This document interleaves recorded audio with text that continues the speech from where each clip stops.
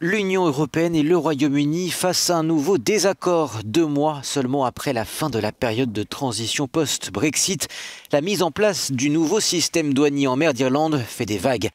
Londres a tout simplement pris seule la décision de prolonger le délai d'adaptation qui retarde en quelque sorte l'application de ce nouveau système. Une décision qui a attiré les foudres de l'Union européenne, qui a dénoncé une violation du droit international. Bruxelles a également menacé d'engager des poursuites judiciaires. Mardi soir, le vice-président de la Commission européenne, Maroš Šefčovič, évoquait des discussions avec David Frost, chargé des relations avec Bruxelles au sein du gouvernement britannique. Le protocole négocié par Londres et Bruxelles réintroduisait des contrôles sur les marchandises qui arrivent depuis la Grande-Bretagne en Irlande du Nord.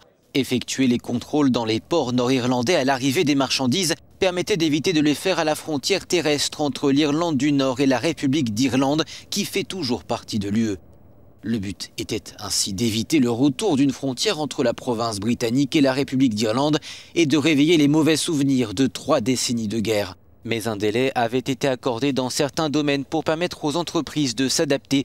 Une période dite de grâce qui devait donc prendre fin le 1er avril, mais Londres a décidé de la prolonger jusqu'en octobre. Le nouveau régime semble avoir créé des remous en Irlande du Nord, des problèmes d'approvisionnement pour les commerces notamment. De plus en plus de gens vont s'indigner et je peux voir que c'est un problème croissant qui affecte notre économie.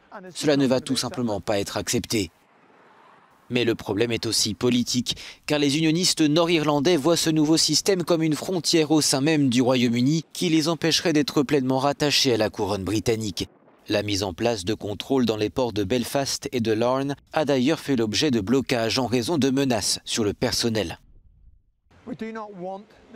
Nous ne voulons pas que des extrémistes prennent le pas, mais il y a un réel danger que ce soit le cas.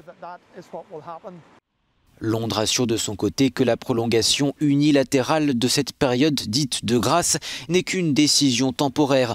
Le gouvernement britannique dit vouloir résoudre, je cite, l'impact direct et souvent disproportionné du protocole qu'ils ont pourtant signé.